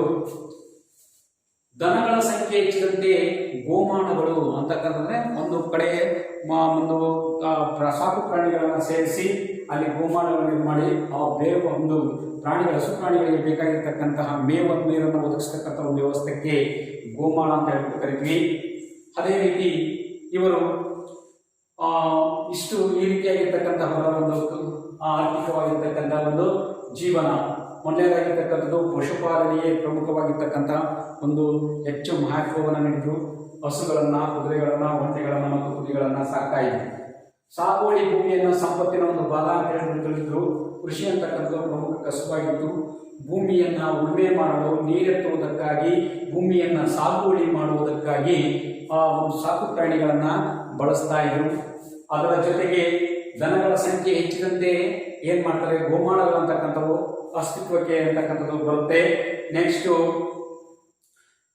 ಈ ರೀತಿಯಾಗಿರ್ತಕ್ಕಂಥ ಒಂದು ಅರ್ಥವ್ಯವಸ್ಥೆಯಲ್ಲಿ ನಾವು ನೋಡ್ಬೋದು. ಮುಂದೆದಾಗಿರ್ತಕ್ಕಂಥದ್ದು ಲೋಹ ಕರಗಿಸಲು ಮಾಗಿದ ಸಂಸ್ಕೃತ ಗಿಡಗಳನ್ನು, ಹಿದ್ದಿಲಿಗಳನ್ನು ಬಳಸ್ತಾ ಇದ್ರು. ಲೋಹಗಳನ್ನು ಬಳಸುವುದಕ್ಕಾಗಿ ಅಥವಾ ಅವುಗಳನ್ನು ಕರಗಿಸುವುದಕ್ಕಾಗಿ ಮಾಗಿದ ಸಂಸ್ಕರಿಸಿದ ಗಿಡಗಳನ್ನು ಹಿದ್ದಿಲಿಗಳನ್ನಾಗಿ ಬಳಸ್ತಾ ಇದ್ರು. ಮಿಶ್ರ ಲೋಹದ ಕಂಚನ್ನ ಆಯುಸ್ ಎಂದು ಕರೆಯುತ್ತಿದ್ದರು. ಮಿಶ್ರ ಲೋಹದ ಕಂಚನ್ನು ಏನಂತ ಕರೀತಾ ಇದ್ರು? ಮಿಶ್ರ ಲೋಹದ ಕಂಚನ್ನ ಇವರು ಆಯಸ್ ಅಂತ ಹೇಳ್ಬಿಟ್ಟು ಕರೀತಾ ಇದ್ರು. ಆಯಸ್ ಅಂತ ಹೇಳ್ತಾರೆ. ಮಿಶ್ರ ಲೋಹದ ಕಂಚನ್ನ ಆಯಸ್ ಅಂತ ಹೇಳ್ಬಿಟ್ಟು ಕರೀತಾ ಇದ್ರು. ಮಡಿಕೆ ಕುಡಿಕೆಗಳ ಬಗ್ಗೆ ಮಾಡ್ತಾ ಇದ್ರು ಇವರ ಕಾಲದಲ್ಲಿ. ಮಡಿಕೆ ಕುಡಿಕೆಗಳಂತಕ್ಕಂಥದ್ದು ತುಂಬಾ ಪ್ರಸಿದ್ಧಿಯನ್ನ ಪಡೆದಿರ್ತಕ್ಕಂಥದ್ದನ್ನು ನಾವು ಕಾಣಬಹುದು. ಅದೇ ರೀತಿ ಋಗ್ವೇದ ಕಾಲದಲ್ಲಿ ಸಾಗುವಳಿ ಮಾಡಿದ ಗದ್ದೆಯನ್ನು ಕ್ಷೇತ್ರವೆಂದು, ಸಾಗುವಳಿ ಮಾಡಿದ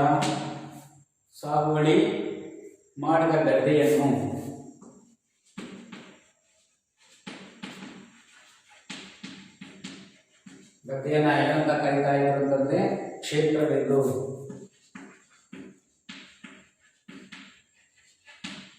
ಸಾಗುವಳಿ ಮಾಡಿದ ಗದ್ದೆಯನ್ನ ಕ್ಷೇತ್ರವೆಂದು. ಅದೇ ರೀತಿ ಉಳುಮೆ ಮಾಡಿದ ಕಾರ್ಯವನ್ನ ಕೃಷಿ ಎಂದು ಕರೆಯುತ್ತಾರೆ. ಉಳುಮೆ ಮಾಡಿದ ಕೃಷಿಯನ್ನು ಏನಂತ ಕರೀತಾ ಇದ್ರು? ಸಾಗುವಳಿ ಅಂತ ಹೇಳ್ಬಿಟ್ಟು ಉಳುಮೆ ಮಾಡಿದ ಕಾರ್ಯವನ್ನು ಕೃಷಿ ಎಂದು ಕರೀತಾ ಇದ್ರು. ಕೃಷಿ ಅಂತ ಹೇಳ್ಬಿಟ್ಟು ಕರೀತಾ ಇದ್ರು. ಸಾಮಾನ್ಯ ಶಕ ಪೂರ್ವ 11ನೇ ಶತಮಾನದಲ್ಲಿ ಸ್ವಾತ್ ಎಂಬ ಕಣಿವೆಯ ಅಲಿ ಗ್ರಾಮದಲ್ಲಿ ಉಳುಮೆ ಮಾಡಿದ ಗದ್ದೆ ಅಂತಕ್ಕಂಥದ್ದು ಪತ್ತೆಯಾಗಿರ್ತಕ್ಕಂಥದ್ದು. ನೀರೆತ್ತುವ ಕಲ್ಲಿನ ರಾಟೆ ಅಂತಕ್ಕಂಥದ್ದು ಕಲ್ಲಿನ ರಾಟೆ ಚಕ್ರವನ್ನು ಬಳಸಿ ಬಾಯಿಯಿಂದ ನೀರೆತ್ತುವಂಥ ಒಂದು ಏನಿದೆ. ಬೀಜ ಬಿತ್ತುವ ಬಗ್ಗೆ ಒಂದು ಉಲ್ಲೇಖವಿದೆ. ಅಥವಾ ಬೀಜಗಳನ್ನ ನೆಲದಡೆಯಲ್ಲಿ ನೆಲದೊಳಗೆ ಬಿತ್ತಕ್ಕಂಥ ಒಂದು ವ್ಯವಸ್ಥೆ ಅಂತ ಇವರ ಕಾಲದಲ್ಲಿ ಅರ್ಥವ್ಯವಸ್ಥೆಯಲ್ಲಿ ನಾವು ಕಾಣಬಹುದು. ಈ ರೀತಿಯಾಗಿರ್ತಕ್ಕಂಥ ಒಂದು ವ್ಯವಸ್ಥೆಯನ್ನ ಈ ಒಂದು ವೇದಗಳ ಕಾಲದಲ್ಲಿ ನೋಡಿ. ವೇದಗಳ ಕಾಲದ ಅರ್ಥವ್ಯವಸ್ಥೆಯಲ್ಲಿ ಪಶುಪಾಲನೆ ಅಂತಕ್ಕಂಥದ್ದು ಪ್ರಮುಖವಾಗಿರ್ತಕ್ಕಂಥ ಒಂದು ವ್ಯವಸ್ಥೆಯನ್ನು ಹೊಂದಿತ್ತು. ಸಾಗುವಳಿ ಮಾಡಿದ ಭೂಮಿಯನ್ನು ಸಂಪತ್ತಿನ ಒಂದು ಭಾಗ ಅಂತ ತಿಳಿದು ಕೃಷಿ ಅಂತಕ್ಕಂಥದ್ದು ಪ್ರಮುಖ ಕಸುಬಾಗಿತ್ತು. ಅದೇ ರೀತಿ ಭೂಮಿಯನ್ನು ಉಳುಮೆ ಮಾಡುವುದಕ್ಕಾಗಿ ಸಾಕು ಪ್ರಾಣಿಗಳನ್ನು ಅಥವಾ ನೀರೆತ್ತುವುದಕ್ಕಾಗಿ, ಉಳುಮೆ ಮಾಡುವುದಕ್ಕಾಗಿ ಅಥವಾ ಬಂಡಿಗಳನ್ನು ಎಳೆಯುವುದಕ್ಕಾಗಿ ಸಾಕು ಪ್ರಾಣಿಗಳನ್ನು ಬಳಸ್ತಾ ಇದ್ರು. ದಿನಗಳು ದನಗಳ ಸಂಖ್ಯೆ ಹೆಚ್ಚಿದಂತೆಲ್ಲ ಗೋಮಾಳಗಳು ಅಂತಕ್ಕಂಥ ಅಸ್ತಿತ್ವಕ್ಕೆ ಬಂದಿತ್ತು. ಅದೇ ರೀತಿ ಲೋಹ ಕರಗಿಸಿದ ಮಾಗಿದ ಸಂಸ್ಕರಿಸಿರ್ತಕ್ಕಂತಹ ಒಂದು ಗಿಡಗಳನ್ನು ಇದ್ದಿಲುಗಳಾಗಿ ಬಳಸಿ ಲೋಹಗಳನ್ನು ಕರಗಿಸ್ತಾ ಇದ್ರು. ಮಿಶ್ರಲೋಹವಾಗಿರ್ತಕ್ಕಂಥ ಕಂಚನ್ನ ಏನಂತ ಕರೆದ್ರು? ಆಯಸ್ ಅಂತ ಕರೆದ್ರೆ. ಸಾಗುವಳಿ ಮಾಡಿದಂಥ ಗದ್ದೆಯನ್ನ ಕ್ಷೇತ್ರವೆಂದು ಕರೆದ್ರೆ. ಉಳುಮೆ ಮಾಡಿದ ಕಾರ್ಯವನ್ನು ಕೃಷಿ ಅಂತ ಹೇಳ್ಬಿಟ್ಟು ಕರೀತಕ್ಕಂಥದ್ದನ್ನು ಸಾಮಾನ್ಯ ಶಕ 11ನೇ ಶತಮಾನದಲ್ಲಿ ಸಾತ್ಪಡೆಯ ಅಲಿ ಗ್ರಾಮದಲ್ಲಿ ಉಳುಮೆ ಮಾಡಿರ್ತಕ್ಕಂಥ ಒಂದು ಗದ್ದೆ ಪತ್ತೆಯಾಗಿರ್ತಕ್ಕಂಥದ್ದು. ನೀರೆತ್ತುವ ಕಲ್ಲಿನ ರಾಟೆ ಚಕ್ರವನ್ನು ಬಳಸಿ ಬಾವಿಯಿಂದ ನೀರತಕ್ಕಂಥ ಒಂದು ವ್ಯವಸ್ಥೆ ಇತ್ತು. ಹಾಗೂ ಬೀಜ ಬಿತ್ತುವ ಬಗ್ಗೆ ಒಂದು ಉಲ್ಲೇಖಗಳಂತಕ್ಕಂಥ ಅಂದರೆ ಸಾಮಾನ್ಯವಾಗಿ ಈ ಭೂಮಿಯೊಳಗೆ ಬೀಜಗಳನ್ನು ಬಿತ್ತಕ್ಕಂಥ ಒಂದು ವ್ಯವಸ್ಥೆ ಅವತ್ತಿನ ಕಾಲದಲ್ಲಿ, ವೇದಗಳ ಕಾಲದಲ್ಲಿ ಪ್ರಾರಂಭವಾಗಿತ್ತು ಅಂತಕ್ಕಂಥದ್ದನ್ನು ನಾವು ತಿಳ್ಕೋಬಹುದು. ಇಷ್ಟು ಇದಕ್ಕೆ ಸಂಬಂಧಪಟ್ಟ ಹಾಗೆ ಮಾಹಿತಿ. ಮಕ್ಕಳ, ಇದುವರೆಗೂ ನಾವು ಕಲಿತಿರ್ತಕ್ಕಂಥ ಒಂದು ವಿಚಾರದ ಬಗ್ಗೆ ಕೆಲವು ಪ್ರಶ್ನೆಗಳನ್ನು ಕೇಳಿದ್ವಿ. ಅವುಗಳನ್ನು ನಿಮ್ಮ ಶಿಕ್ಷಕರೊಂದಿಗೆ ಅಥವಾ ನಿಮ್ಮ ಸ್ನೇಹಿತರೊಂದಿಗೆ ಚರ್ಚಿಸಿ ಅದರ ಬಗ್ಗೆ ಹೆಚ್ಚಿನ ಮಾಹಿತಿಯನ್ನು ತಿಳಿದು ನೀವು ಟಿಪ್ಪಣಿಯನ್ನು ಬರೆದುಕೊಳ್ತಕ್ಕಂಥದ್ದು ವೇದ ಎಂದರೇನು, ವೇದಗಳನ್ನು ರಚಿಸಿದವರು ಯಾರು, ವೇದಗಳು ಎಷ್ಟು, ಅವು ಯಾವ್ಯಾವು. ಋಗ್ವೇದ ಕಾಲ ಅಂತಕ್ಕಂಥದ್ರಲ್ಲಿ ಸಾಮಾಜಿಕ ಜೀವನ ಬಗ್ಗೆ ಒಂದು ಪ್ರಬಂಧ ಬರೆಯಿರಿ, ಹಾಗೂ ಋಗ್ವೇದ ಕಾಲದ ಅರ್ಥವ್ಯವಸ್ಥೆ ಬಗ್ಗೆ ಒಂದು ಪ್ರಬಂಧವನ್ನು ಬರೆಯಬೇಕಂತ ಹೇಳ್ಬಿಟ್ಟು ಹೇಳ್ತಾ ಇದ್ದೀನಿ. ಇಷ್ಟು ಮಕ್ಕಳ ಇವತ್ತಿಗೆ ಸಂಬಂಧಪಟ್ಟ ಹಾಗೆ. ನಾಳೆ ಋಗ್ವೇದ ಕಾಲದ ನಂತರ ವೈದಿಕ ಕಾಲದ ಸಂಸ್ಕೃತಿಯ ಬಗ್ಗೆ, ಅಲ್ಲಿನ ಒಂದು ಅರ್ಥವ್ಯವಸ್ಥೆ ಹೇಗಿತ್ತು, ಸಾಮಾಜಿಕ ಜೀವನ ಹೇಗಿತ್ತು, ರಾಜಕೀಯ ಜೀವನ ಹೇಗಿತ್ತು ಅಂತಕ್ಕಂಥದ್ದು ನೋಡೋಣ. ಸೊ ಅದಕ್ಕಿಂತ ಮುಂಚೆವಾಗಿ ಈಗ ಋಗ್ವೇದ ಕಾಲದ ಬಗ್ಗೆ ಕೇವಲ ನಾವು ಸಾಮಾಜಿಕ ಜೀವನ ಅರ್ಥವ್ಯವಸ್ಥೆ ನೋಡಿದ್ವಿ. ಅದಾದ ನಂತರ ಅರ್ಥವ್ಯವಸ್ಥೆಯ ಬಗ್ಗೆ, ರಾಜಕೀಯ ಜೀವನ ಬಗ್ಗೆ ನೋಡಬೇಕು ಮತ್ತು ಧಾರ್ಮಿಕ ವ್ಯವಸ್ಥೆಯ ಬಗ್ಗೆ ನಾವು ಅದನ್ನು ಕಾಣಬೇಕು. ನಾಳೆ ನೋಡೋಣ. ನಮಸ್ಕಾರ ಮಕ್ಕಳ.